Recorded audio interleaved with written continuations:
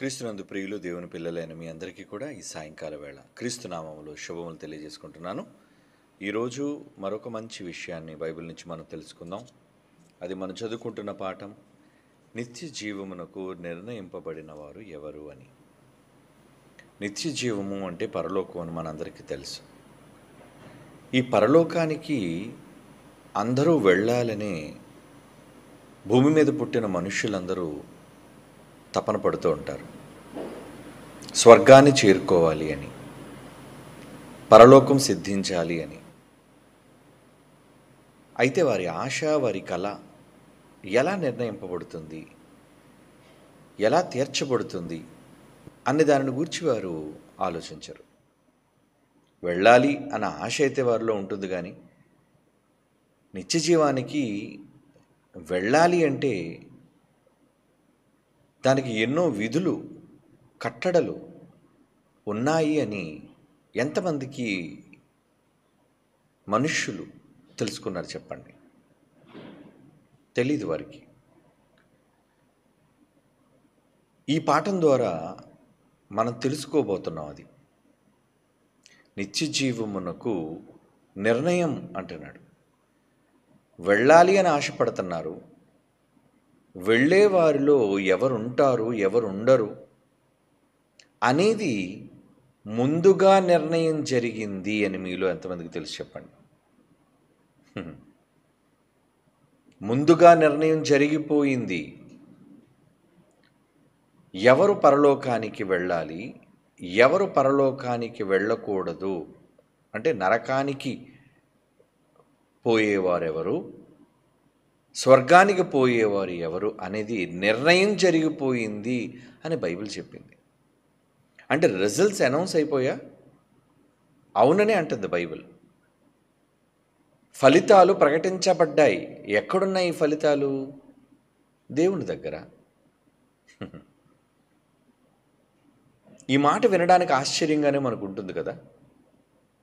ఇంకా మేము చనిపోలేదు కదా, మేము ఇంకా క్రియలు చేయలేదు కదా, చాలా ఉన్నాయి కదా, మా గర్భాన పుట్టవలసిన వాళ్ళు కూడా ఇంకా రాబోయే తరాల వాళ్ళు కూడా ఇంకా పుట్టలేదు కదా, పుట్టకముందే నిర్ణయం జరిగిపోయిందా అని అంటే బైబిల్ ఎప్పుడు దానికి అవుననే చెబుతుంది. మనం పుట్టక మునుపే నిర్ణయం జరిగింది. అంటే నిర్ణయాన్ని బట్టి మనం బ్రతుకుతున్నామా? మరలేదు ఒక సందేహం. నిర్ణయం జరిగిపోయింది అనుకున్నప్పుడు ఎవరు చేశారు ఈ నిర్ణయం? దేవుడైతే చేయలేదు, మరి ఇంకెవరు? మనమే.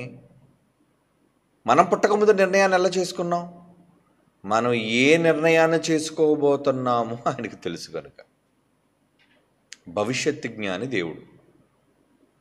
ఇస్కరియోతు పుడతాడని, అప్పగిస్తాడని, ఉరిపెట్టుకుంటాడని దేవునికి భవిష్యత్తు తెలుసు.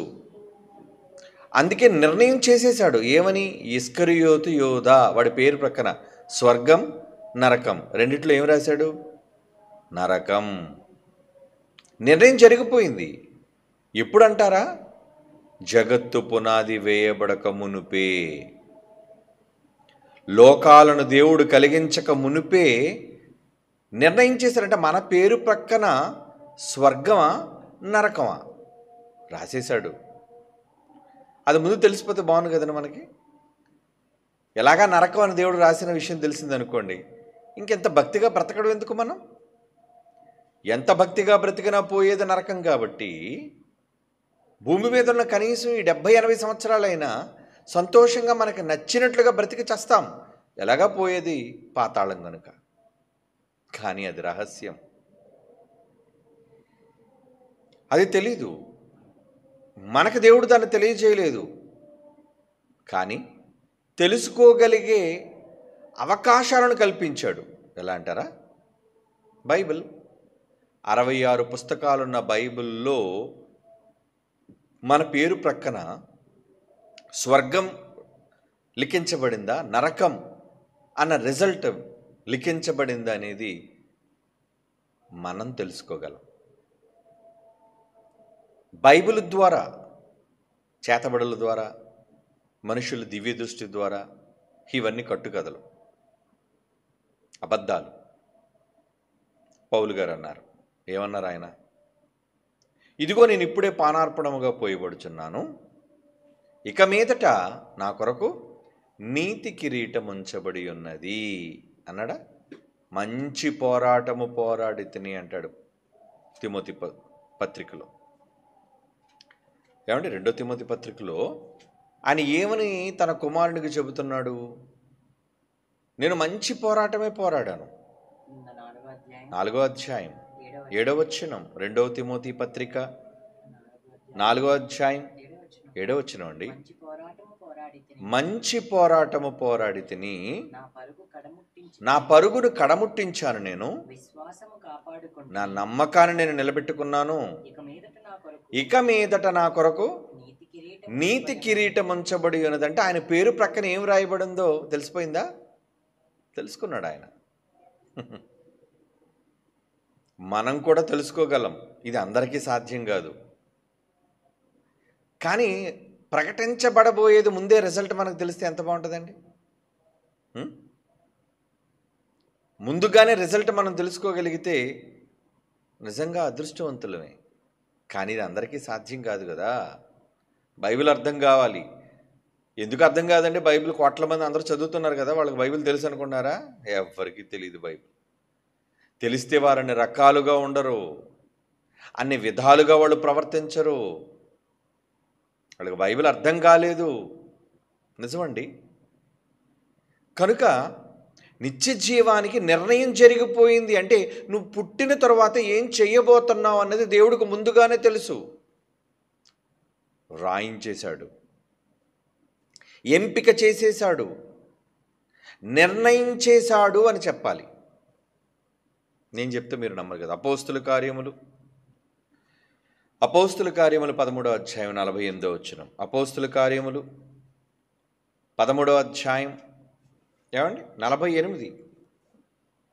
అన్యజనులు ఆ మాట విని సంతోషించి దేవుని వాక్యమును మహిమపరిచారు,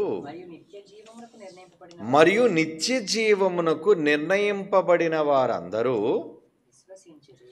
విశ్వసించిరి. ఆ మాట చూసారు ఎలా ఉందో? ఏమంటున్నాడు? నిత్య జీవమునకు నిర్ణయింపబడిన వారందరూ విశ్వసించారట. అంటే నిత్య జీవానికి నిర్ణయింపబడిన వారే విశ్వసిస్తారా? నిత్య జీవమునకు నిర్ణయం జరిగిపోయింది అంటున్నాడు. చూడండి, ఇది అపోస్తుల కార్యములు వైద్యుడైన లూకా గారు రాస్తున్నారు అంటే పరిశుద్ధాత్మ ప్రేరేపితులై రాస్తున్నాడు ఆయన. ప్రేరణతో ఏమని పలికిస్తున్నాడు ఆయన? అన్యజనుల మాట విని. ఎందుకంటే ఏ యూదులైతే ఉన్నారో ఆ యూదులైన వారు దేవుని మాటలను తిరస్కరించారు. అవునా? వద్దనుకున్నారు. మాకు చెప్పొద్దు, మీరు వెళ్ళిపోండి మమ్మల్ని విడిచిపెట్టి. 13వ అధ్యాయం 46 చదువుదాం పై మాట. అపోస్తుల కార్యములు 13వ అధ్యాయం 46 వచ్చినప్పుడు పౌలు బర్నబాయు బహుధైర్యముగా ఇట్లనిది, దేవుని వాక్యము మొదట మీకు చెప్పుట ఆవశ్యకమే. ఏమండి? మొదట మీకు చెప్పడం అనేది ఆవశ్యకం. చెప్పాము. ఆయనను మీరు దానిని త్రోసివేసి మిమ్మును మీరే నిత్య జీవమునకు అపాత్రులనుగా ఎంచుకొనుచున్నారు. ఇది దేవుడు చేసే పని కాదు. నాకు పరలోకం వద్దు, స్వర్గప్రాప్తి నాకు అక్కర్లేదు, నరకమే కావాలి అనే డెసిషన్, నిర్ణయం ఎవరు తీసుకున్నారట? ఏమంటే దేవుడు తీసుకొని ఆ నిర్ణయాన్ని మన మీద రుద్దితే దేవుడు పక్షపాతి కదండి. ఆయనలో న్యాయం ఎక్కడుందండి? ఆయన దేవుడు ఎందుకు అవుతాడండి? దేవుడే నిర్ణయం తీసేసుకొని ప్రసన్నబాబు నరకం అని రాశాడు అనుకోండి, ఏమండి? నా పేరు ప్రక్కన ఆయన నిర్ణయం తీసుకొని నా జీవితంతో సంబంధం లేకుండా ఆయనకు నచ్చినట్లుగా. ఎందుకంటే భూమి మీద చాలామంది కొన్ని మూఢనమ్మకాలతో బ్రతుకుతున్నారండి. ఏంటి ఆ మూఢనమ్మకాలు తెలుసా? వారి తలరాతను దేవుడు రాసేశాడట పుట్టినప్పుడే. ఏమని? వీడు ఇలా దుష్టుడుగా, దొంగోడుగా, చెడ్డవాడిగా బ్రతకాలి. ఇంకొకడు వాడి తలలో ఏం రాశాడట? తల మీద వీడు ఉత్తముడుగా, మంచివాడుగా, గొప్పవాడుగా బ్రతకాలి. తలరాత అంటారు దాన్ని. అంటే వీడు దుష్టుడుగా బ్రతుకుతున్నాడు అంటే తప్పు వీడిది కాదనమాట, రాత రాసిన వాని తప్పు. మరి వీడు నేరస్తుడు ఎందుకు అవుతాడు? ఆ మాత్రం దానికి వీడిని ఎందుకు నరకానికి పంపాలి? దేవుడే తలరాతను రాస్తే, దేవుడే మన భవిష్యత్తును నిర్దేశిస్తే స్వర్గం నరకం ఆయన మనకి ఇవ్వడం ఏంటి, ఇవ్వకపోవడం ఏంటి? అంతా ఆయన ఆడుతున్నాడు గేమ్. దేవుడు ఆడుతున్న నాటకం. కానీ దేవుడు నాటకాలు ఆడతాడా? నాటకాలు ఆడడానికి అనేవి నాటకాలు రాయడం ఏంటి? యథార్థవంతుడు. ఒక మనిషిని చెడ్డవాడుగా కానీ మంచివాడుగా కానీ తన వ్రాతతోని వ్రాసి పుట్టించడు. బైబిల్ ఎంత గొప్పదండి. బైబిల్ ఏమని చెప్పింది? పుట్టిన వారందరిని గురించి ఏం చెప్పింది? దేవుడట మనుషులందరినీ ఎలా పుట్టించాడని బైబిల్లో రాయబడింది. ఎంత స్వచ్ఛమండి బైబిల్. బైబిల్ నమ్మాలండి, ప్రతి ఒక్కరు నమ్మి తీరాలి. ఏమన్నాడు? ప్రసంగి గ్రంథం 7వ అధ్యాయం 29 అండి. చాలాసార్లు చదువుకున్నమాట. ప్రసంగి గ్రంథం 7వ అధ్యాయం 29వ వచనం, దేవుడు నరులను యథార్థవంతులుగా పుట్టించెను, కానీ వారు వివిధములైన తంత్రములను కల్పించుకొని వారు చెడిపోయారు. తప్పు నాదేంటి? నేను మంచివాళ్ళుగా చేశాను అంటే ఇప్పుడు దేవుడు మంచోడేనా? ఎస్, దేవుడు మంచోడు, మంచివాడు. ఏ మనుషుల తలరాతను డిసైడ్ చేయట్లేదు ఆయన. అంటే వీడి కత్తితో పొడి చేయడానికి దేవుడు తలరాతేనైనప్పుడు మరి చట్టాలు ఎందుకండి వీడికి శిక్ష విధిస్తున్నాయి? చట్టాలు నమ్మం. ఏమండి, తలరాత అండి, మా నమ్మకాల్లో మా తలరాత ఇదే అని ఉందండి, ఆడిని పొడవాలని ఉందండి, వీడి చావాలని ఉందండి, చావడం వీడి తలరాత, పొడవడం నా తలరాత అని జడ్జి గారి ముందు చెప్పారు అనుకోండి. జడ్జి ఏమంటాడు? అవునా, తలరాత కదా, సరే నేను కూడా అలాగే నీ రాత రాస్తాను, ఓకే, ఆడు చచ్చినందుకు ఆడు అన్యాయం అయిపోయినా పర్లేదు, కానీ నువ్వు మాత్రం నిర్దోషివి అని రాస్తాడా జడ్జిమెంట్? ఏం రాస్తాడు చెప్పండి? నువ్వు అన్యాయంగా మరొకటి ప్రాణాన్ని తీసిన కారణంగా నీకు అయితే యావజ్జీవ కారాగార శిక్ష లేదా ఉరి శిక్ష. అంటే ఇప్పుడు జడ్జి గారే బెటర్లా ఉన్నారు కదండి దేవుడి కన్నా. అంటే మనుషులకి ఏమైనా బుద్ధి ఉందా? మనుషులకు బుద్ధి ఉందా? ఎలాంటివి నమ్ముతున్నారు ఏంటండి? ఇలాంటి మూఢనమ్మకాలలో తమ బ్రతుకును భయంకరమైన పాతాళానికి, అగ్నికి ఆహుతి చేసుకుంటున్నారు. ఇలాంటివి నమ్ముతున్నారా? బైబిల్ ఏం చెప్పింది? బైబిల్ ఏమంది? యథార్థం, అందరినీ మంచివాళ్ళుగా ఉత్తములుగా పుట్టించాను, అందులో నా తప్పేమీ లేదు, ఎవడి తల రాతను నేను రాయలేదు, రాయను కూడా. వారు కల్పించుకోవాలి. వారు వివిధములైన తంత్రములు కల్పించుకొని ఉన్నారు. నేరం మీది. ఎవడన్నాడులేండి నేరం నాది కాదు ఆకలిదా? అంటే ఆకలిస్తే ఏ నేరమైనా చేస్తారా నువ్వు? వినడానికి బాగున్నట్లుగా లాజికల్గా ఉంది. నేరం ఏమండి అన్యాయంగా ఎందుకు మీ కొడుకును నేను పొడిచి చంపాను అంటే నేరం నాది కాదు, నా చేతిదా నేరం అన్నాడు అనుకోండి, ఏమంటారు? ఏమంటారు? చాలా మంచి మాట చెప్పారండి. అవునండి, మీ తప్పేమీ లేదండి, అంతా మీ చేతి తప్పే. చేతి గురేసేస్తారా? కనీస జ్ఞానంతో ఆలోచించినా మనుష్యులకు ఏది నిజం ఏది అబద్ధం అనే ఇంగితం అంటారు దాన్ని. ఎంత ఇంగితం కోల్పోయి ప్రవర్తిస్తుంది ఏంటంటే మానవాళి. డెస్టినీ అట. ఇది డెస్టినీ అండి. ఏంటి డెస్టినీ? ఏంటి ఇలా కలుసుకోవడం డెస్టినీ? ఈ మధ్యన ఈ పిచ్చి ప్రేమ సన్నాసులు ఏం మాట్లాడతారంటే మన ఇద్దరం ఇలా కలుసుకోవడం డెస్టినీ. ఏంటి డెస్టినీ? నీ మొహం. ఆ తర్వాత విడిపోవడం మరి ఎవరి డెస్టినీ? ప్రేమించుకున్నంతకాలం బాగా ప్రేమించుకొని చుట్టూ తిరిగి చట్టాపట్టాలు వేసుకొని ఆ తర్వాత వాడే ఇంకొక దానికోసం దీన్ని నరికి చంపుతాడు. ఏమైంది మరి డెస్టినీ? అంటే ఇదే ఆ డెస్టినీ? వీడి చేతిలో ఇది చావాలి, మరొకరితో వీడు పోవాలి, ఇదా డెస్టినీ? అంటే మనిషి చేసే ప్రతి తప్పుకి, వాడు తీసుకునే ప్రతి తప్పుడు నిర్ణయానికి డెస్టినీ అంటాడేంటి? ఏం చెప్పాలో మనిషికి తెలియదు. కారణం, వాడికి విజ్ఞానం లోపించింది. విజ్ఞానం ఎక్కడుంది? విజ్ఞానం ప్రపంచ గ్రంథాల్లో లేదు, ఎక్సెప్ట్ బైబిల్. మనిషి వ్రాసిన కోట్ల పుస్తకాలలో లేదది, ఒక్క బైబిల్లో మాత్రమే దాగి ఉందది. నీ డెస్టినీ కాదది. నువ్వు నిర్ణయం తీసుకున్న, నువ్వు సొంతగా రాసుకునే నీ డెస్టినీ అది. నువ్వు తప్పుడు నిర్ణయం తీసుకొని ఎవరి మీద పెట్టేస్తావు ఈ నేరం? నేరం నీది, దేవుడిది కాదు, ఆకలిది కాదు, మరో దానిది కాదు. ఆవేశంతో తప్పు చేయటం నీ వంతు, ఆవేశాన్ని అణుచుకొని తప్పును నివారించటం అది నీ వంతే. అంటే సమాజం ప్రతి దానికి దేవునిని నేరస్తుడిగా చేయాలి అనుకుంటుంది. అంటే వాళ్ళు ఏదో ఉత్తములు, మంచివాళ్ళు, మాకే సంబంధం లేదు. దేవుని పిల్లలారా, ఇలాంటి మూఢనమ్మకాలు, వట్టి మాటలు నమ్మి మోసపోకండి. దేవుడు మనుషులను మంచివాళ్ళుగా చేశారండి. పుట్టుకతో మనమంతా నిష్కల్మషులం, పాపరహితం.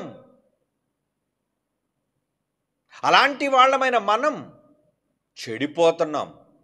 దానికి ఎవ్వరూ కారణం కాదు, మనమే కారణం. కనుక నిర్ణయం అనేది ఎక్కడ ఉంది, ఎవరు తీసుకుంటున్నారు, ఎలా జరుగుతుంది అంటే దేవుడి మీద నెట్టేకండి. ఇది దేవుడు నా తల మీద రాసిన తలరాత ఎలా ఉందండి, నా తలరాత ఎలా ఉందండి. నీ తలరాత అలా ఉండడం ఏంటి? నీ తలరాత నువ్వు రాసుకోవాలి.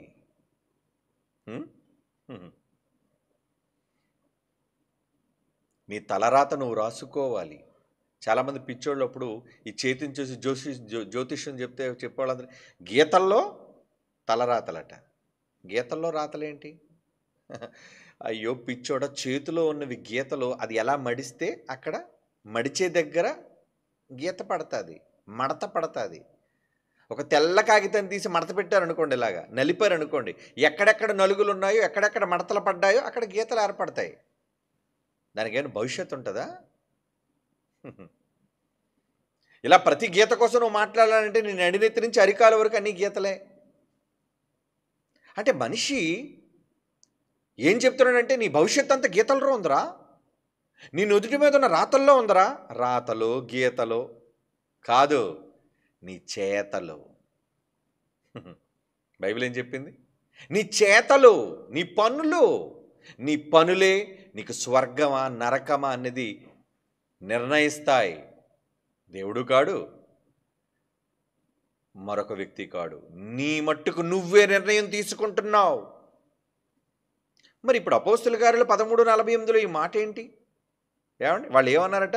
నిత్య జీవమునకు 46వ వచనం, దేవుని వాక్యం మొదట మీ చెప్పుట ఆవశ్యకమైన మీరు దాన్ని త్రోసివేసి, వీళ్ళు వద్దన్నారట, మాకు వద్దు, నీ మాటలు వద్దు అని త్రోసివేసి మిమ్మును మీరే, దేవుడు కారణం కాదు దానికి, మిమ్మును మీరే ఏమండి నిత్య జీవమునకు అపాత్రులుగా, మాకు అర్హత లేదు అన్నట్లుగా ఎంచుకొనిచున్నారు గనుక వెళ్ళిపోతున్నాం, మిమ్మల్ని విడిచిపెట్టి మీ కర్మకు విడిచిపెడుతున్నాం,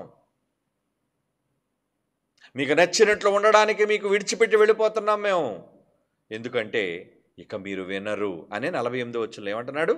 అన్ని జనుల మాట విని, వాళ్ళు వద్దనుకున్నారు కానీ అన్ని జనులు కావాలనుకున్నారు. మాకు కావాలయ్యా, ప్రభువు కావాలి, వాక్యం కావాలి అని అనుకున్నప్పుడు ఏమండి దేవుని వాక్యమును మహిమపరిచారట వాళ్ళు. మరియు నిత్య జీవమునకు నిర్ణయింపబడిన వారందరూ విశ్వసించిరి, వాళ్ళందరూ నమ్మేశారట. ఎందుకు నమ్మారు? నమ్మాల్సిన వారుగా ఉన్నారు గనుక. వాళ్ళు మంచోళ్ళు, నమ్మి ఒక చక్కటి నిర్ణయాన్ని తీసుకున్నారు. నమ్మటం నమ్మకపోవటం అనేది మన చేతిలోని పని. ఎవరిని ఎందుకు బలవంతం చేయటం? నమ్మమని మనం ఎవరిని బలవంతం చేయకూడదు, నమ్మొద్దని ఎవరిని బలవంతం చేయకూడదు. మరి ఏం చేయాలి? ప్రకటన చేయి. మన సువార్తకు దేనికి వెళ్ళారు? అమ్మా ఇదిగో రక్షకుడు, మీ పాపాలకు పరిహారి ఆయన, నిత్య జీవానికి తీసుకుని వెళ్ళే మార్గం ఆయన చెప్పారు. విన్నాడా? ఏమండి వాడు నిత్య జీవానికి పాత్రుడిగా ఎంచుకుంటాడు. విన్నడా? మాకు అక్కర్లేదు అన్నాడు అనుకోండి, నిత్య జీవమునకు అపాత్రుడిగా ఎంచుకున్నాడు. అది వాడి డెసిషన్. కనుక చెప్పటం మన కర్తవ్యం. చెప్పటం మన ధర్మం. వాడిని మార్చడం, బాప్తీసం ఇవ్వడం సంగతి తర్వాత. మారి మన దగ్గరికి వస్తే అప్పుడు బాప్తీసం ఇస్తాం. ముందు ఎందుకు మనం బాప్తీసం ఇచ్చేయాలి? ముందు ఎందుకు బాప్తీసం ఇవ్వాలి? ఉదయం ఒక జంట వచ్చారు. ఏమండి మరి ఇలా వివాహం చేద్దాం అనుకున్నాండి. అబ్బాయి హైందవుడండి, అమ్మాయి క్రైస్తవురాలండి. మరి వివాహం చేద్దాం అనుకున్నాం, ఏమంటారు మీరు? చెయ్యండి వివాహం. ఎందుకంటే అవిశ్వాసి విశ్వాసి వాళ్ళు ఇష్టపడ్డారు, చేసుకున్నాడు, వాళ్ళ సొంత నిర్ణయం. మరి బాప్తీసం ఇస్తే కానీ పెళ్లి చేయరు అంటే దానికి సంబంధం ఏముంది? పెళ్లికి బాప్తీసం అవసరమా? అక్కర్లేదు. పెళ్లికి బాప్తీసానికి సంబంధం లేదు. బాప్తీసానికి పరలోకానికి సంబంధం. కనుక మీరు పెళ్లి చేసుకోండి, మీకు నచ్చిన దగ్గర వెళ్ళండి. అబ్బాయిని మాత్రం బలవంతం చెయ్యం. నాయన నువ్వు వెంటనే బాప్తీసం తీసుకోవాలని మేము బలవంతం చెయ్యం. నీకు నచ్చినప్పుడు, కావాలి అని నీకు నువ్వుగా అనుకున్నప్పుడే నీకు బాప్తీసం ఇస్తావు నాయన, వెళ్ళిరా అన్నాం. అంటే బైబిల్ అది. మనం బలవంతంగా ఎవరి మీద రుద్దటం కాదది. దేవుని పిల్లలారా, నిత్య జీవమునకు అపాత్రులుగా ఎంచుకుంటారో పాత్రులుగా ఎంచుకుంటారు అనేది వాళ్ళ ఇష్టం. చెప్పటం మన కర్తవ్యం, ధర్మం, అంతే. ఏమండి అంటే ముందుగా నిర్ణయం దేవుడు చేశాడు అంటే ఇప్పుడు పక్షపాతం అంటారు దేవుణ్ణి? కాదండి. భూమి మీద ఎన్ని కోట్ల మంది పుట్టబోతున్నారో వాళ్ళందరి బ్రతుకులు, వాళ్ళందరి భవిష్యత్తులు ఆయన తొంగి చూశాడు. ఏంటి వీడి పరిస్థితి? నమ్ముతున్నాడా? నమ్మడా? నమ్ముతున్నాడు. రాయి స్వర్గం అని. నిత్య జీవానికి వీడు నిర్ణయింపబడినవాడు. ఈమె నిత్య జీవానికి నిర్ణయింపబడింది. ఈమె నిత్య జీవానికి అపాత్రురాలు, ఈమె నిత్య జీవమునకు పాత్రురాలు అనే నిర్ణయం మనం పుట్టక మునిపే జరిగిపోయింది. ఏర్పరచుకున్నాడట. సంకల్పం తెలుసు కదా చాలాసార్లు. క్రీస్తునందు మనలను జగత్తు పునాది వేయబడక మునిపై ఏర్పరచుకున్నంటే నీటిలో ములిగేసిన వాళ్ళు అందరూ కాదు. ఎవరు పరలోకానికి రాబోతున్నారన్న విషయాన్ని దేవుడు ముందుగా జగత్తు పునాది వేయబడక మునిపే డిసైడ్ చేసేసాడు ఆయన, వ్రాసేశాడు ఆయన. ఎందుకంటే మనం ఏం చెయ్యబోతున్నాం ఆయనకు తెలుసు కనుక, ఎలా బ్రతకబోతున్నాం ఆయనకు తెలుసు కనుక. ఇందులో దేవుని తప్పే ఉందండి? జరగబోయేది ఆయనకు తెలుసు, వ్రాసాడు. వ్రాసాడు కనుక చేస్తామన్నది కాదు అక్కడ. అందుకే అంటున్నాడు నిత్య జీవమునకు నిర్ణయింపబడిన వారు అందరూ విశ్వసించిరి. నమ్మిన వాళ్ళందరూ అంటే ఇప్పుడు గుడిలోకి వెళ్ళిన అందరూ విశ్వాసులు అనుకున్నారేంటి?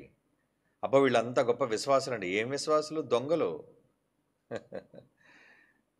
అననీయ సప్ఫీరా కూడా విశ్వాసుల్లాగే ప్రారంభం 3000 మంది క్రైస్తవ సమాజంలోనికి వాళ్ళు కూడా వచ్చేశారు, రక్షణ పొందేశారు. వాళ్ళు బాప్తిసం తీసేసుకున్నారు, ప్రసంగాలు వింటున్నారు, అన్నీ చేస్తున్నారు. వాగ్దానాలు చేయమంటే మేము ఇచ్చేస్తామని వాగ్దానం చేశారు. ఆ తర్వాత చచ్చారు. ఎక్కడికి పోయారు? నరకానికి. పరిశుద్ధాత్మను మోసగించారు వాళ్ళు ఇరువురు. మరి విశ్వాసులే బాప్తిసం తీసేసుకున్నారు కాబట్టి దేవుడు పేరు రాశాడు వీళ్ళది పరలోకానికి. ఇస్కరియోతు అపోస్తులుడిగా ఎంపిక చేయబడ్డాడు కాబట్టి, నిర్ణయించబడ్డాడు. అపోస్తులుడు అండి ఆయన, 12 మంది యేసు శిష్యులు, ఆయన కూడా ఒకడు. అయితే పరలోకానికి పేరు రాసేనా? నా భవిష్యత్తు చూశాడు వాడు, ముగింపు. ఆ ముగింపులో ఏమని కనబడింది దేవుడికి? వీడు భ్రష్టుడు, వెండి నాణాలు కక్కుర్తిపడి అమ్మేసుకుని దొంగ వీడు. కనుక ఏం చేయాలి? వీడి పేరు రాయి నరకం అని. నిత్య జీవమునికి నిర్ణయింపబడిన వారు వేరు, నరకానికి నిర్ణయింపబడుతున్న వారు వేరు. ఈ నిర్ణయం ఎప్పుడో జరిగిపోయింది. ఇంతకీ నిర్ణయింపబడిన వాళ్ళు మీరున్నారా? ఇప్పుడు మీకు డౌట్ వచ్చి ఉంటుంది, నా పేరు పక్కన దేవుడు ఏం రాశాడు? నరకం ఉందా, స్వర్గం ఉందా? భయం రావాలండి, భయం. నేను ఎటు వెళ్తానన్న భయం మనకు కలగాలి. దేవుడు నిర్ణయం చేశాడు. రోమీయులకు రాసిన పత్రిక 8వ అధ్యాయం, రోమాపత్రిక 8వ అధ్యాయం 28వ వచనం నుంచి చదువుతున్నాను చూడండి. రోమాపత్రిక 8వ అధ్యాయం 28. దేవుడు ప్రేమించు వారికి, దేవునిని ప్రేమించు వారికి. నువ్వు దేవుని ప్రేమిస్తున్నావా? దేవుని ప్రేమిస్తున్నావా? దేవుడు అందరినీ ప్రేమిస్తాడు. దేవుడు లోకమునే ఎంతో ప్రేమించాడు. కానీ నువ్వు దేవుని ప్రేమిస్తున్నావా?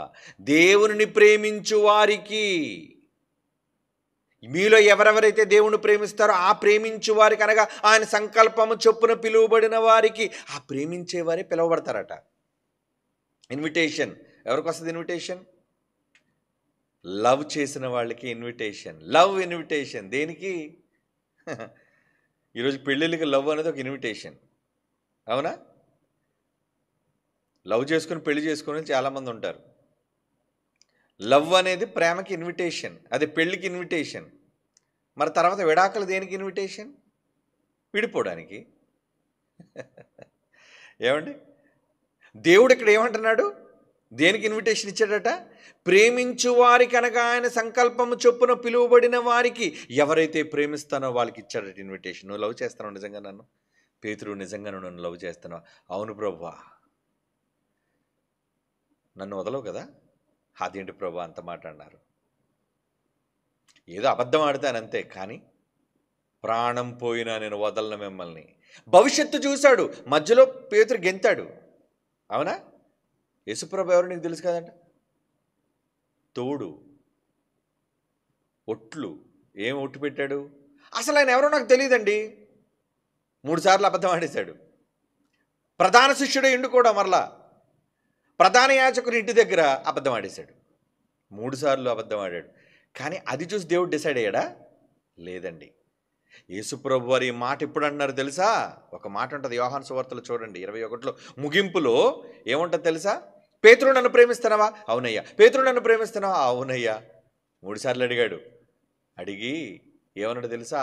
అతడు ఎట్టి మరణము వలన చూశాడు, ముగింపు చూశాడు, పేతురు ముగింపు. యోహాను సువార్త 21:19 వచనం చూడండి. యోహాను సువార్త 21:19. అతడు ఎట్టి మరణము వలన తండ్రిని సంతోషపరచబోతున్నాడు, మహిమపరచబోతున్నాడు. దానిని సూచించుచు ఆయన ఈ మాట చెప్పారంటే పేతురు బతుకుంటాడు, కానీ ఆయన భవిష్యత్తు తెలిసిపోయిందా? నాయన, నీ చావు ద్వారా దేవునికి మహిమ తీసుకొని రాబోతున్నావు నాయన. Very good. మరి ముందులో అబద్ధాలు ఆడాను ప్రభా, పర్లేదు నాన్న, నీకు భవిష్యత్తు, నా ముగింపు, నీ ముగింపు నాకు తెలుసు. ఏమండి అంటే ముగింపు చూస్తున్నాడు దేవుడు. చివరిలో నువ్వు ఎలా ఉన్నావు?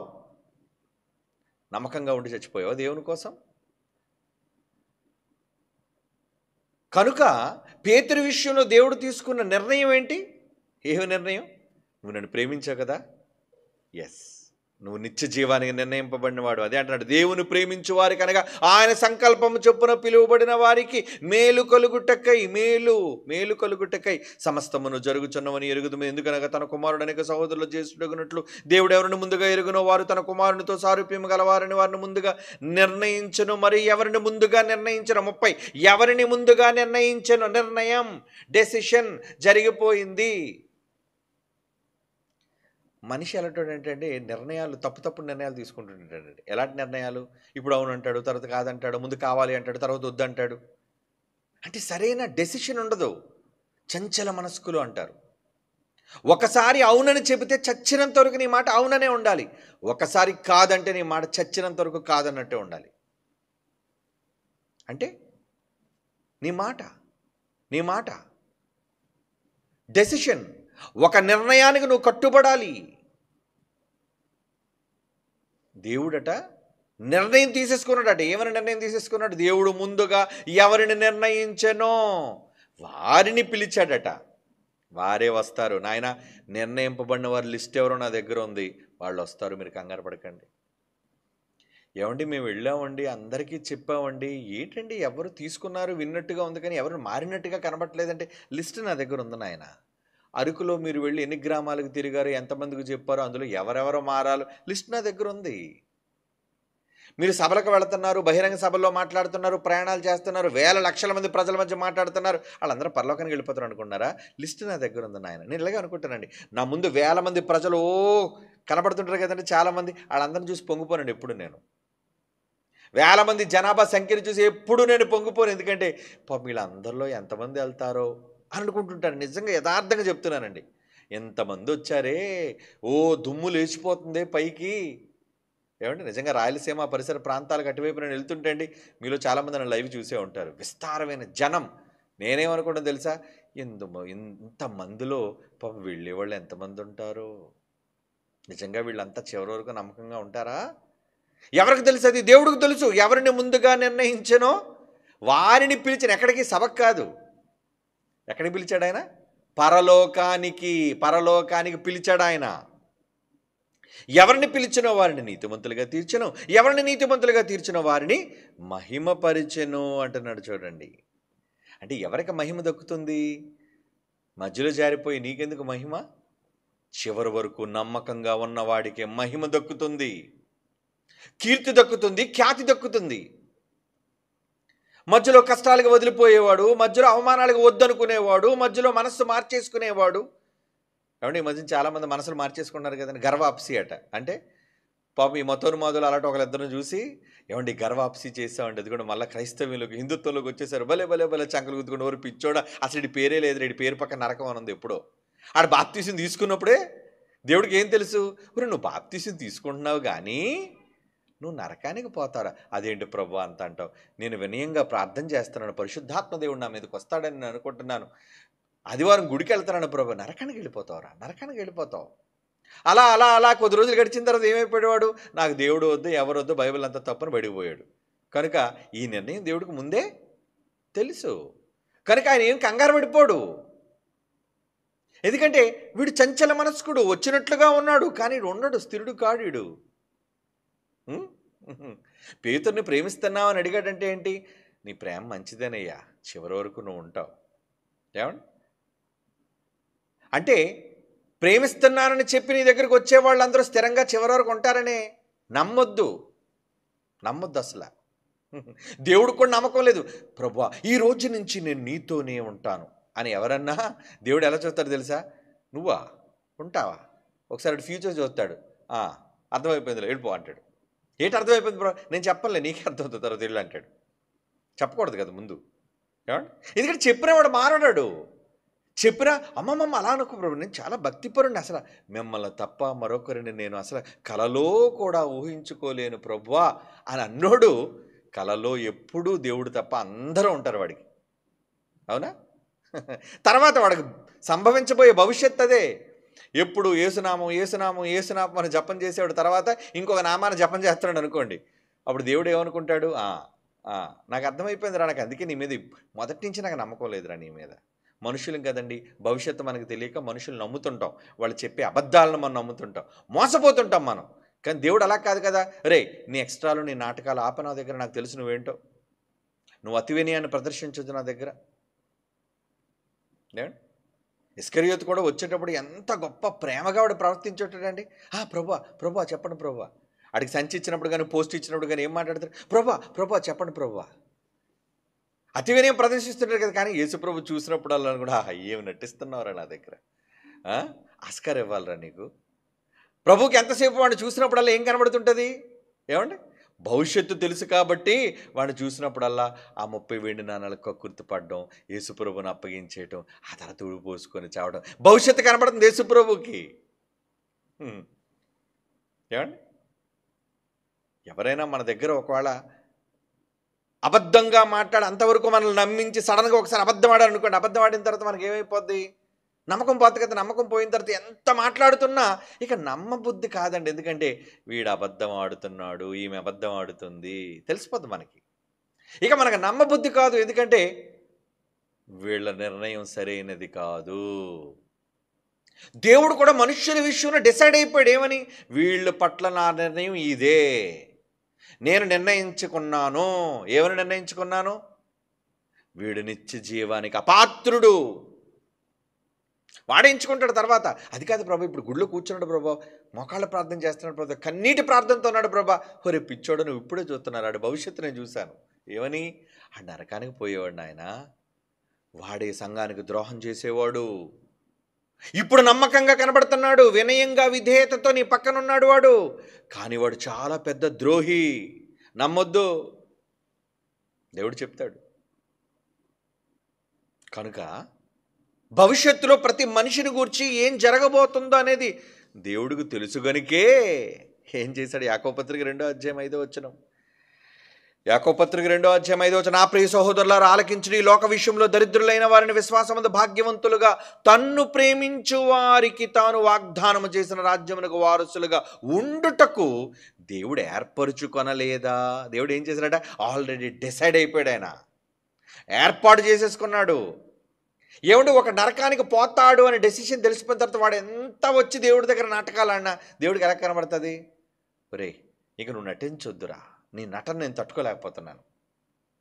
ఏమండి, ఎవరైనా మన కళ్ళ ముందు ద్రోహం చేసిన తెలిసిన తర్వాత, అంటే వాళ్ళకి తెలియదు, మనకి విషయం తెలిసిపోయినట్టు వాళ్ళకి తెలియకుండా వచ్చి మన దగ్గర నటిస్తున్నారు అనుకోండి. ఏమంటే నిజంగా నేనంటే చాలా నమ్మకంగా మీ పట్ల ఉంటాను, అసలు నమ్మకం అంటే నమ్మకానికి నేనేనండి అర్థం అని ఎవరైనా మనిషి చెబుతున్నప్పుడు మనకు ఆల్రెడీ వాళ్ళ కోసం పూర్తిగా సాక్ష్యాధారాలతో తెలిసిపోయింది అనుకోండి, వీళ్ళు ద్రోహులు, వీళ్ళు మనకి ద్రోహం చేసేవాళ్ళు. అప్పుడు వాళ్ళు మాట్లాడి మనకి ఎలాగనిపిస్తుంది? చె ఆపు, పనికిరాని మాటలు, నువ్వు మాట్లాడద్దు, నువ్వేంటో నాకు దగ్గర మొత్తం అర్థమైపోయింది, పో. దేవుడు అలాగే అంటాడండి మనుషుల కోసం. సేమ్. అంటే ఈరోజు భూమి మీద మనం చేసే ఈ నటన, ఈ ప్రదర్శించే భక్తి, దేవుడు చూచే వాటికి ఏమి కరిగిపోడు. అబ్బో, నా బిడ్డకి ఎంత ప్రేమ, ఎంత భక్తి నా మీద అనుకోడు. నిత్య జీవానికి నిర్ణయింపబడిన వాళ్ళు ఎవరు? ఆ లిస్ట్ ఆయనకు తెలుసు. ఆ లిస్టులో వీడి పేరు ఉందా లేదా? లేదు, నాకు తెలుసు. మరి ఇదంతా ఏంటి? ఓవర్ యాక్టింగ్ నాయన, నేను నమ్మను. చూసారా, డిసైడ్ అయిపోయాడు దేవుడు. రాజ్యమునకు వారసులుగా ఉండుటకు ఏర్పరచుకొనలేదా? దేవుడే ఏర్పాటు చేసేసుకున్నాడట. ఇప్పుడు చెప్పండి, ఆయన ఏర్పాటు మంచిదే కాదా? ఎప్పుడు ఏర్పాటు చేసుకున్నాడు అంటారా? ఈ మాట చూడండి, 2వ దెస్సలోనిక పత్రిక 2వ అధ్యాయం 13-14 వచనాలు. 2వ దెస్సలోనిక పత్రిక 2వ అధ్యాయం 13-14 వచనాలు. ప్రభువు వలన ప్రేమింపబడిన సహోదరులారా, దేవుడు మిమ్మల్ని చాలా లవ్ చేశాడు. ఆత్మ మిమ్మల్ని పరిశుద్ధపరచడం వలన, పరిశుద్ధాత్మ దేవుడు మిమ్మల్ని చాలా పవిత్రులుగా చేయటం వలన, అనగా యూదుల్లో మీరు సత్యమును నమ్ముట వలన రక్షణ పొందుటకు దేవుడు ఆది నుండి మిమ్మును ఏర్పరచుకొనును గనుక అంటున్నాడు. చూడండి, ఎప్పటి నుంచి ఏర్పాటు చేసుకున్నాడట? ఆదిలోనే. ఏమంటే మరి తల్లి గర్భంలో మనల్ని ఆదిలో ఏర్పాటు చేసుకున్నాడంటే ఈ ఆది కాదు, తల్లి గర్భంలో ఉన్న ఆది అది కాదు, ఆదిని ఆరంభం.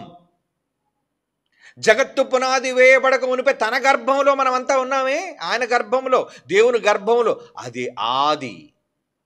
అప్పుడే ఏర్పాటు చేసుకున్నాడంటే, అరే నా కడుపులో నుంచి ఇస్కరియోతు అన్నాడు ఇక్కడ ఉన్నాడు, వీడు నరకానికి పోతాడు, నా దగ్గర తిరిగి రాడు. ఇదిగో ఇక్కడ పౌలు ఉన్నాడు, తిరిగి వస్తాడు నా దగ్గరికి. తెలుసు ఆయనకి, తాను కన్నా తన పిల్లలు తన దగ్గరకు వచ్చేవాళ్ళు ఎవరు, రాని వాళ్ళు ఎవరంటే ముందుగానే ఆయనకు అంతా తెలుసు కనుక ఏమంటున్నాడు?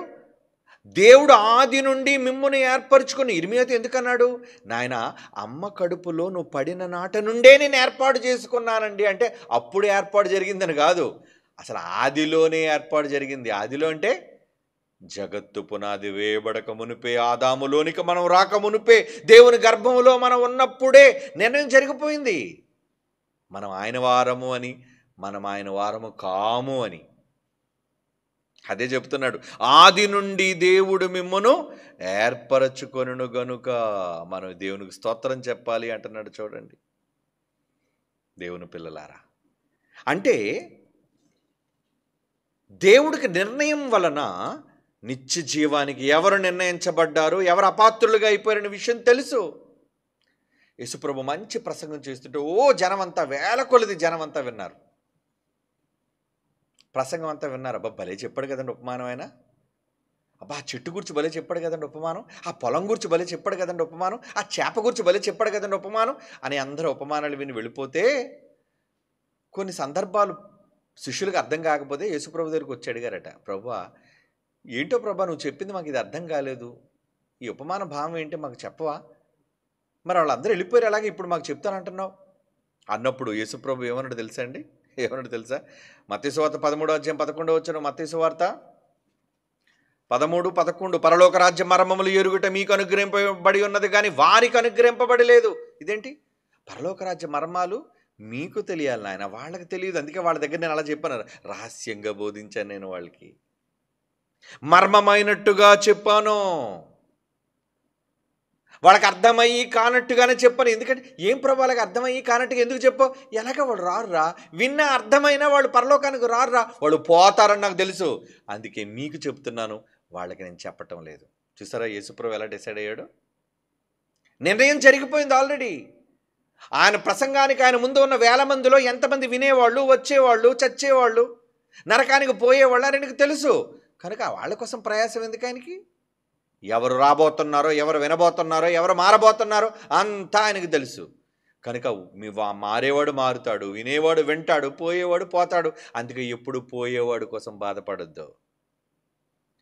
వచ్చేవాడి కోసం సంతోషించండి, నిలబడేవాడి కోసం సంతోషించండి, పరలోకానికి వెళ్ళేవాడి కోసం ప్రయాసపడండి. పోయేవాళ్ళ కోసం ఎప్పుడు నిరాశ పడకండి. ఏమండి, ఎంతో కష్టపడ్డామండి, ఎంతో చేసామండి, ఎంతమంది నిలబెట్టామండి, వీళ్ళందరూ పోయారండి. పోని యేసుప్రభు ఏం బాధపడ్డాడు? వాళ్ళంతా నిత్య జీవమునకు అపాత్రులు, నిత్య జీవమునకు అపాత్రులు, నరకానికి పాత్రులు వాళ్ళంతా.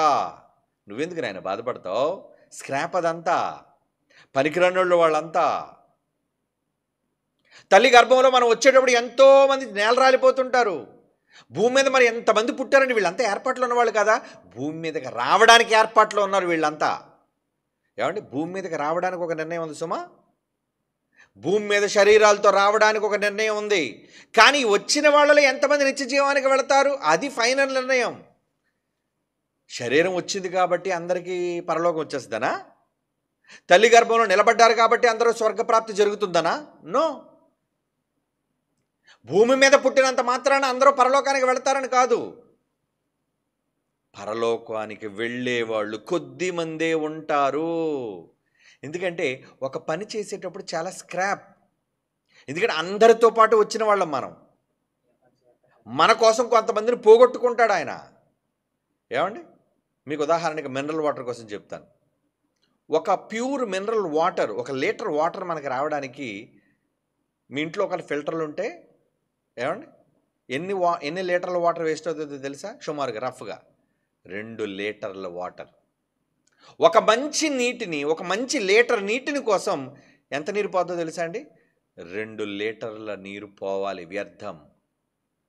అంటే అవుట్పుట్లో ఒక మంచి అవుట్పుట్ రావడం కోసం కొంత వేస్టేజ్ అనేది ఉంటుంది.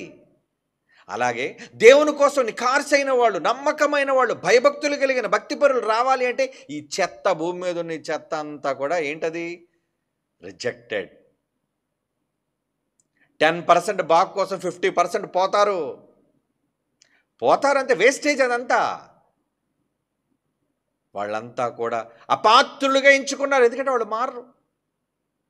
ఇప్పుడు ఈ దేశంలో పరిస్థితులు ఎలా ఉన్నాయంటే, మారమని మీరు చెప్పడానికి వెళితే వినే రకాలుగా ఉన్నారు వాళ్ళు. ఏమండి, మారండర్రా అని కరపత్రాలు పంచుకొని సువార్త దండయాత్రకు మీరు వెళితే మీ మీద దండయాత్ర చేస్తారు వాళ్ళు. దేనికి? రే మీకు పనిపాటు లేదురా మాకు చెప్పడానికి, మీకు నచ్చిన దగ్గర చెప్పుకోండిరా, మీ చర్చిల్లో చెప్పుకోండిరా, మా ఊర్లో అంటే ఎందుకు చెప్తారు అంటే ఎవరాళ్ళు? నిత్య జీవమునకు వాళ్ళు, పరలోకానికి అపాత్రులు, వినరు. పోనేయండి, బాధపడకండి. అందుకే పౌలు, శీల ఏం చేశారు తెలుసా? బట్టలు దులుపుకొని, చెప్పులు దులుపుకొని వచ్చారండి. ఒరే మీరు వేస్ట్ రా, ఇంకా మీరు మారరా అని. కనుక ఎప్పుడు మనం నిరుత్సాహపడకూడదు. పోయేవాళ్ళ కోసం నిరుత్సాహం ఎందుకు? యోహాను సువార్త 18వ అధ్యాయం 9వ వచనం. యోహాను సువార్త 18వ అధ్యాయం 9వ వచనం. నీవు నాకు అనుగ్రహించిన వారిలో ఒక్కడినైనా నేను పోగొట్టుకోలేదంటే, మరి ఇస్కరియోతు పోయాడు కదండి, అనుగ్రహించినాడు ఏంటి?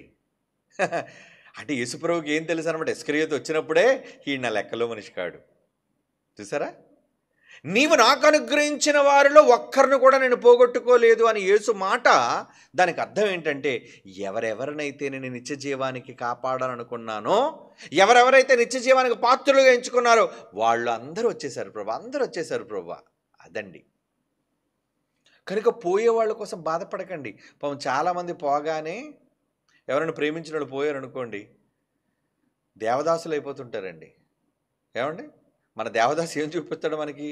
ఒక పక్కన గజ్జి కుక్క, ఏమండి మన జాన్సన్ గడ వేసుకున్నట్టు ఒక శాలువా, ఏమండి పక్కన ఒక మందు సీసా, ఏమండి వీధి దీపం కింద కూర్చొని ఈ పనికి మనడు జగమే మాయని మాట్లాడతాడు. ఆ పాట రాసినోడికి బుద్ధి లేదు, ఆ స్టోరీ రాసినోడికి బుద్ధి లేదు. ఒరే పోయినోళ్ళ కోసం బాధపడతావేంట్రా? ఏమండి, నిన్ను కాదని ఎవరినో పెళ్లి చేసేసుకుంది, దానికి నువ్వెందుకు బాధపడతావు? నిన్నొద్దనుకొని అది పోయింది. పోయినందుకు అమ్మయ్య ఈ దరిద్రం వదిలిపోయింది అనుకోవాలి నువ్వు. ఏమండి, నిజంగా కారణాలు చెప్పేవాళ్ళు వేరండి. నేను ఏ కారణం చేత వెళ్ళాను అంటే చెప్పదా కారణం. నిజంగా నేను నిన్ను ప్రేమిస్తే, ఏమంటే దేవదాసు నిజంగా పారు ప్రేమిస్తే ఏం చేయాలి? ఎవరినైనా వదిలేసి చావైనా రేవైనా మీతో నిలబడేది ప్రేమ. అంతేగాని పరిస్థితుల ప్రభావం వల్ల నేను ఆ విధంగా వెళ్ళిపోవలసి వచ్చిందని ఎంత కథ చెప్పింది అనుకోండి, పో నీదొక ప్రేమ, నీదొక నవల, ఈడొక పిచ్చోడు. ఏమండి ఏడు దాని ప్రేమను పోగొట్టుకునేందుకు పిచ్చోడు అయిపోయాడా? కనుక ఎప్పుడు దేనినైనా కోల్పోయినందుకు అస్సలు బాధపడకండి. వాక్యం తెలిసినట్టు ఎలాగొంటాడు, పీడ విరగడైపోయింది బాబు, దరిద్రం పోయింది ఇది అనుకోవాలంతే. నిజమండి, అలా ఉండాలి. మనుషులు కూడా ఎవరైనా పోయారనుకోండి, అయ్యయ్యో నేను రక్షణ ఇచ్చాను, బాప్తీసం ఇచ్చాను. ఎంతమందికి చాలామంది ఇది ఫీలింగ్స్ ఉంటాయండి చర్చిలో. నేనేనండి బాప్తీసం ఇచ్చానండి, నేనేనండి వాక్యం చెప్పాను ఆవిడికి, నేనేనండి సంఘంలో చాలా సహాయం చేశానండి, కానీ ఈరోజు వాడు దేవుడిని వదిలిపోయాడండి. అంటే దానికి నువ్వెందుకు బాధపడతావు? పోయినందుకు ఆడి బాధపడాలి. ఏమని? అయ్యో నేను నిత్య జీవాన్ని వదులుకొని పోయాను అని వాడు ఫీల్ అవ్వాలి, కానీ వాడికి లేని ఫీలింగ్ మీకెందుకు? ఎప్పుడు పోయేవాళ్ళ కోసం బాధపడకండి. ఇది చాలా బంగారు వాక్యం మీకు. యోహాను సువార్త 17వ అధ్యాయం 12వ వచనం. యోహాను సువార్త 17వ అధ్యాయం 12వ వచనం ఏమంటున్నాడు? నేను వారి యొద్ద ఉండగా నీవు నాకు అనుగ్రహించిన వారిని నీ నామమందు నేనైతే కాపాడాను, నేను వారిని భద్రపరుచుకున్నాను గనుక లేఖనము నెరవేరినట్లు నాశనపుత్రుడు ఆ ఒక్కడ దరిద్రుడు, దౌర్భాగ్యుడు, నీచుడు, దుష్టుడు, కకృత్తోడు, దొంగ ఎవడాడు? ఇస్కరియోతు. ఆ నాశనపుత్రుడు తప్ప వారిలో ఎవరూ పోలేదు. మిగతా అపోస్తలులందరూ చాలా స్ట్రాంగ్గా ఉన్నారు. యేసుప్రభు ఏ రోజు అన్నాడు పోయినందుకు బాధపడ, అయ్యో ఇస్కరియోతు అనుకోలేదు. ఆడు ఇస్కరియోతు, ఆడి కోసం బాధపడడం ఎందుకు? ద్రోహం చేసేవాళ్ళ కోసం ఎందుకండి బాధపడతారు మీరు? మిమ్మల్ని వద్దనుకొని పోయేవాళ్ళు బయటికి సంఘాల నుంచి బయటకు పోతుంటారు కదండి, ఎప్పుడు ఫీల్ అవ్వకండి. నెవర్. క్రైస్తవులు ఇది ఒక బలహీనత. నేనేనండి రక్షించాను, నేనేనండి. ఏటి నువ్వేనండి? నువ్వే ఏం చేసావు నువ్వు? ఇంకా నువ్వు కన్నానని చెప్పలేదు. నేనేనండి వాడికి పురుడు పోసాను, నేనేనండి వాడికి కళ్ళు ఇచ్చాను. అన్నీ ఇచ్చిన దేవుడు బాగున్నాడు ఆడి కోసం. ఏమండి నువ్వెందుకు బాధపడిపోతున్నావు? దేవుడే నరకానికి పంపించేస్తున్నాడు. దేవుడు డిసైడ్ అయిపోయాడు, పో నువ్వు నరకానికి పో అన్నాడు. దేవుడే ఫిక్స్ అయిపోయాడు. ఇంకా అయ్యో నా కుమారుడా నువ్వు నరకానికి ఎందుకు పోవచ్చున్నావు బిడ్డా అని దేవుడు బాధపడుతూ ఉంటే ఎన్ని కోట్ల మంది కోసం బాధపడాలి ఆయన? చెప్పండి. కనుక వాడు దేవుడేం పంపించలేదండి, దేవుడే వద్దనుకోలేదండి. వాళ్ళే అపాత్రులుగా చేసుకొని పోయారు కనుక పోనివ్వండి. ఏర్పరచబడిన వాళ్ళు ఉంటారు. నువ్వు కావాలనుకున్న వాళ్ళు, నీతో ఉండాలనుకున్న వాళ్ళు, దేవుని కోసం నీతో నిలబడాలనుకున్న వాళ్ళు, నీతో చివరి వరకు ఉండాలనుకున్న వాళ్ళు ఉండి తీరుతారు ఖచ్చితంగా. వాళ్ళు నెంబర్ 1 స్ట్రాంగ్ అపోస్తులండి. ఆహా ఏమున్నారండి యేసు ప్రభుతో పాటు చివరి వరకు. వాళ్ళు చేసిన త్యాగాలేంటి, వాళ్ళు చేసిన పరిచర్యలేంటి, వాళ్ళు చేసిన సహకారం ఏంటండి. అందుకే చరిత్ర రాశారు వాళ్ళు, చరిత్ర, హిస్టరీ. దేవుని పిల్లలారా, అందుకే ఇక్కడ ఏమంటున్నాడు చూడండి, దేవుడు అంటున్న మాట ఏంటా మంచి మాట? దేవుడు అంటున్న మంచి మాట చూద్దామండి.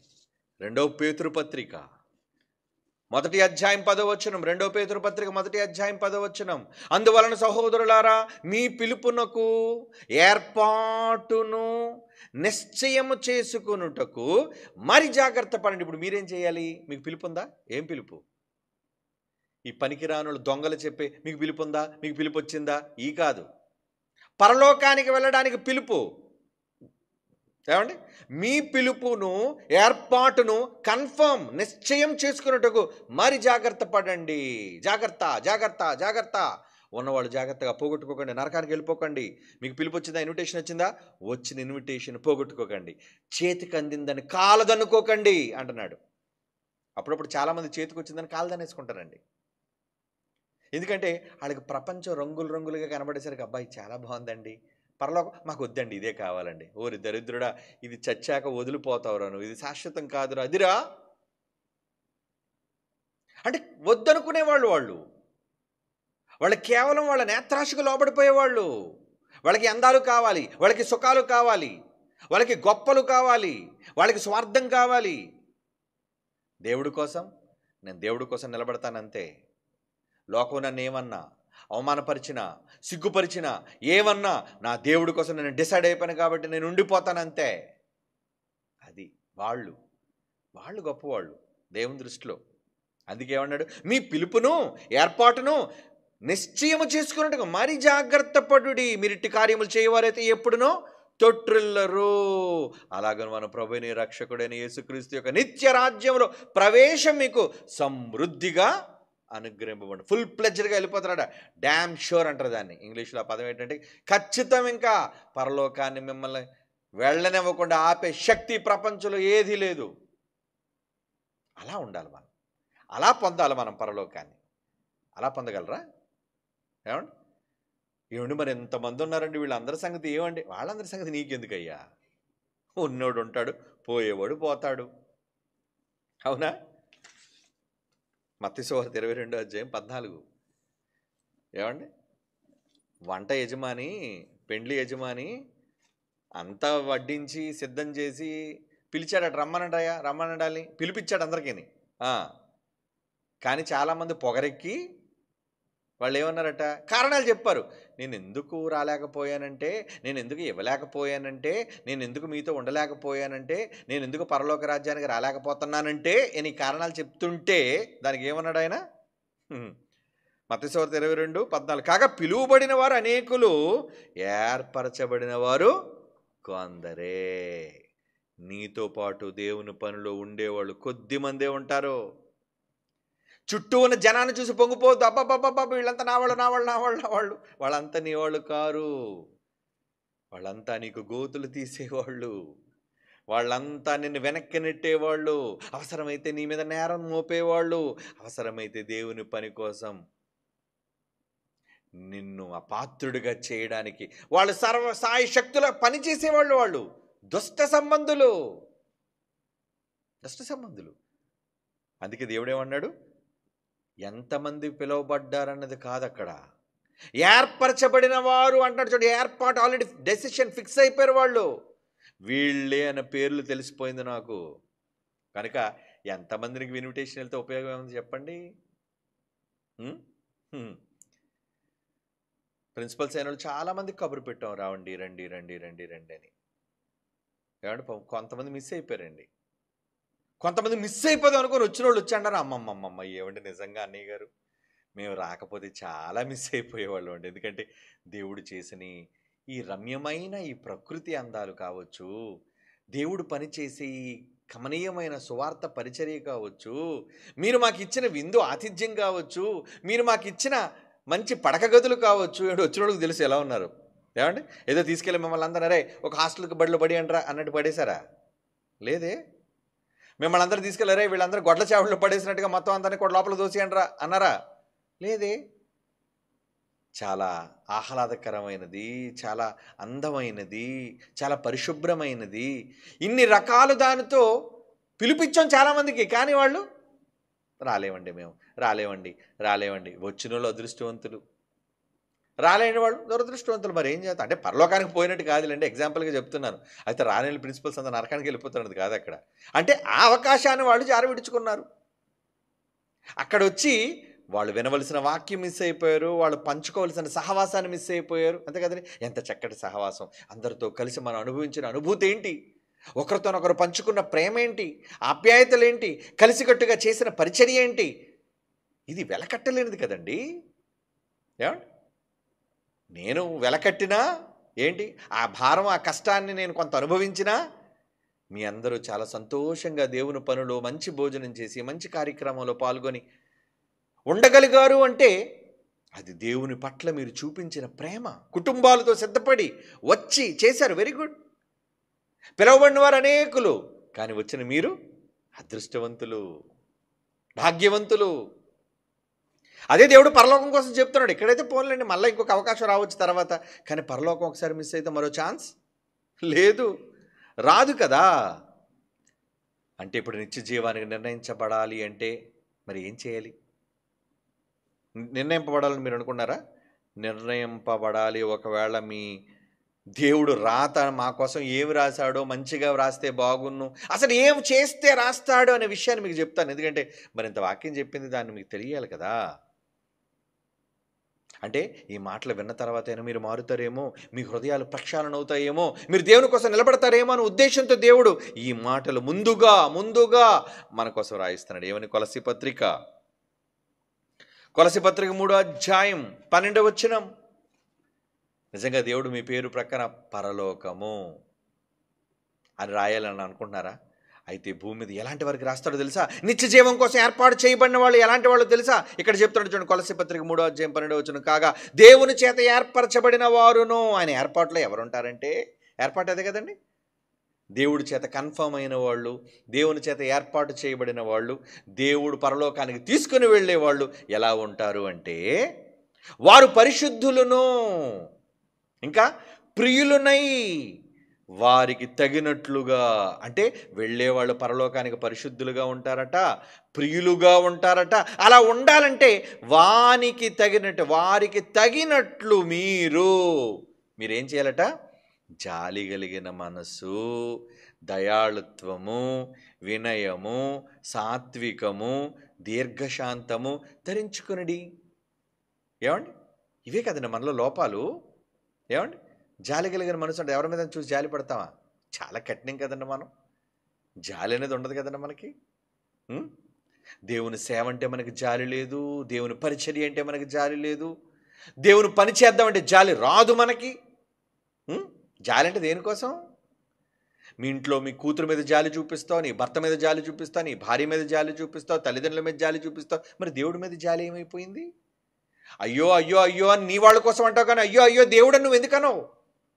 జాలి కలిగిన మనసు, దయాళుత్వం, దయ ఎక్కడుంది దయ?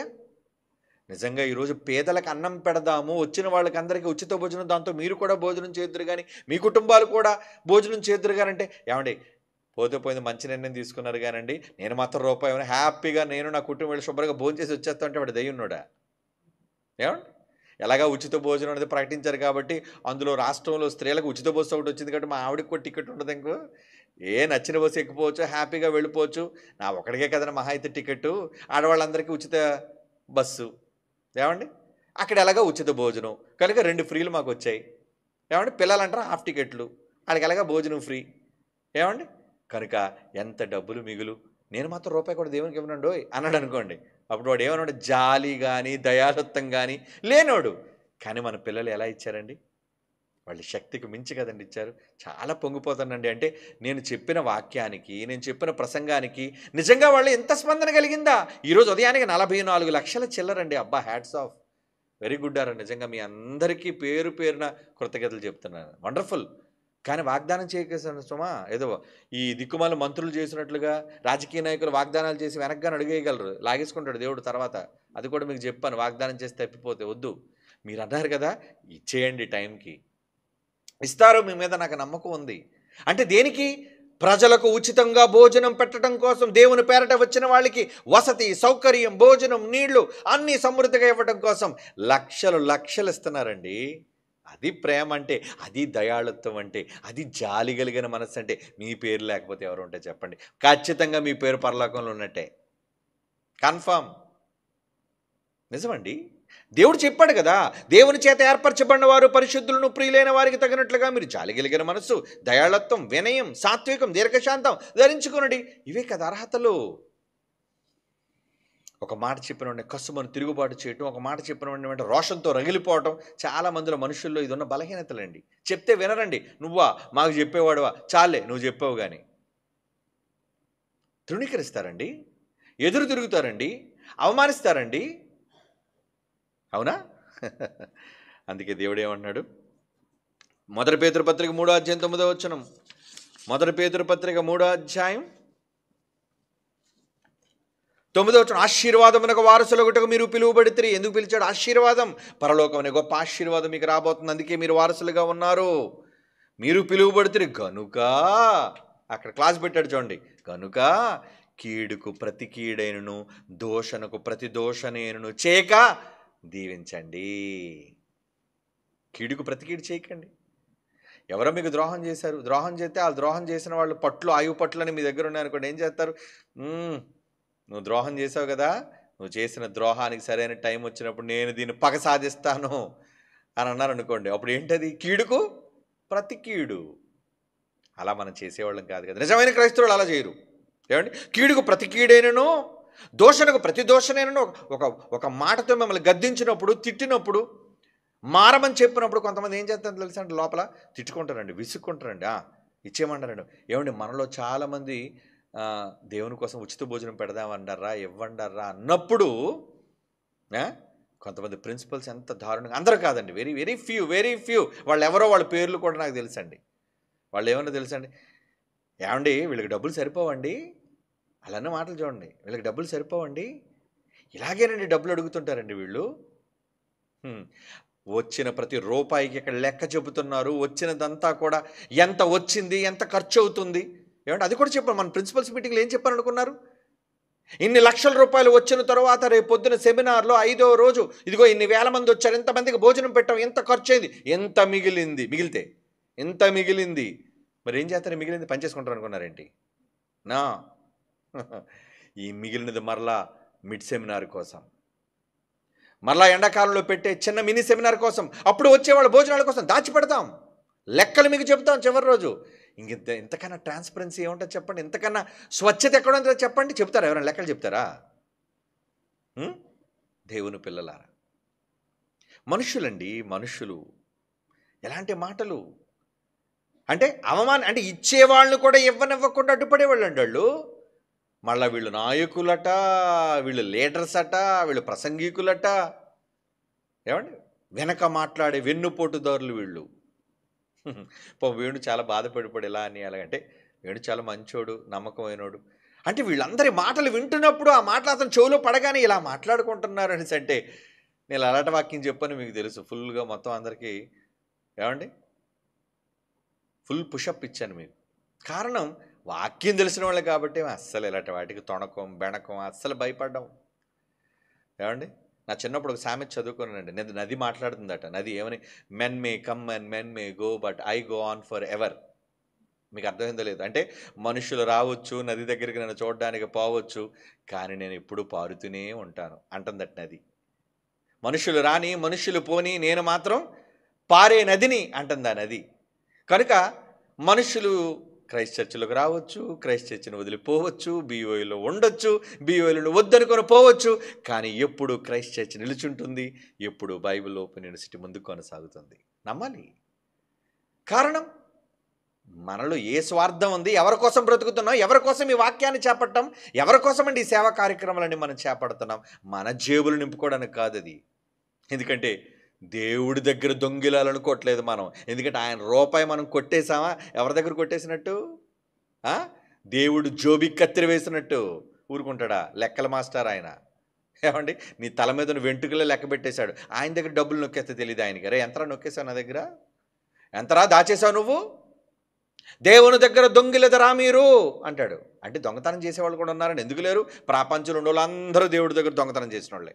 ఆయన నీరు దొంగతనం చేస్తున్నారు, ఏమంటే ఆయన గాలి దొంగతనం చేస్తున్నారు, ఆయన వెలుగు దొంగతనం చేస్తున్నారు, ఆయన ఆహారం దొంగతనం చేస్తున్నారు. అన్ని తిని తిని తిని దొంగతనం చేసి దేవుడి కోసం ఎందుకు పనికి రాకుండా పోయేవాళ్ళు కాదా? ద్రోహులు గారా? వాళ్ళు ఏమనాలి చెప్పండి?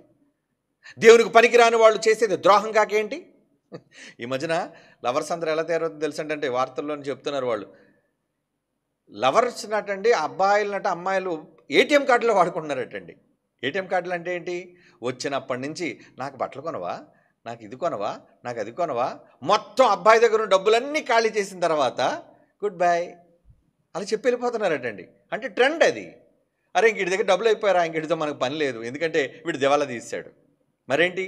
వీడు ఊరేటట్టుగా ఉండాలి అంటే వాడి దగ్గర నుంచి అనుభవించినవన్నీ అనుభవించి, వాడి దగ్గర నుంచి తీసుకున్నవన్నీ తీసుకొని, వాడితో మాట్లాడి, వాడితో చర్చించి, వాడితో చట్టాపట్టాలు వేసి తిరిగి ఇప్పుడు చివరి క్షణంలో ఏం చేస్తున్నావు? ఇంకోటి కనపడ్డాడు, వెరీ గుడ్, బాగున్నాడు, వీడి దగ్గర బాగా డబ్బులు ఉన్నాయి కనుక గుడ్ బై.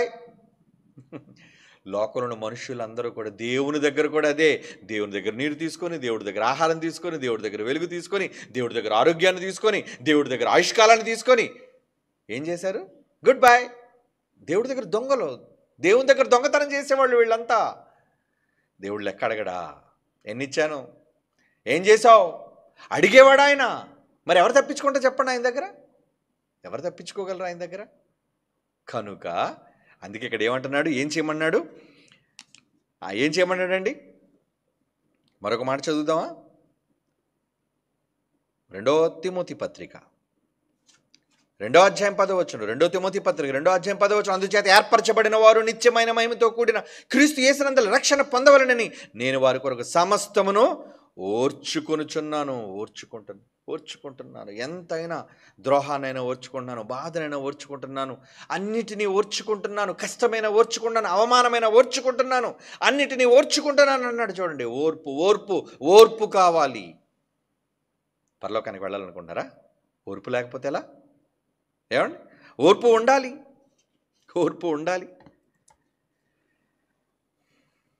చివరిగా ఒక మాట చదువుకుందాం ప్రియులారా.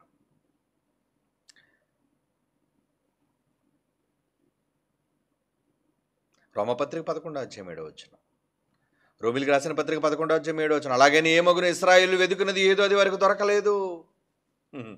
వాళ్ళ కళ్ళ ముందే వాళ్ళ దైవం ప్రత్యక్షమైతే, వాళ్ళ నాథుడే ముందొస్తే, వాళ్ళ మెస్సయ్యే ముందొస్తే, ఈయన మా మెస్సయ్య కాదు, ఇతను వడ్లవాని కుమారుడు, వద్దు మాకితను అని తృణీకరించిన వాళ్ళండి. ఇశ్రాయేలు వెతుకున్నది ఏదో అది వారికి దొరకలేదు, ఏర్పాటు నొందిన వారికి అది దొరికెను. యేసు దొరకడం అంటే భాగ్యం, రక్షణ దొరకడం అంటే భాగ్యం, సత్యాన్ని దొరకడం అంటే భాగ్యం. ఈరోజు ఎంతోమంది, కోట్ల మంది ఎన్ని సంఘాలకు వెళ్ళిపోతున్నారు, మందలు. సత్యం ఉందా అక్కడ?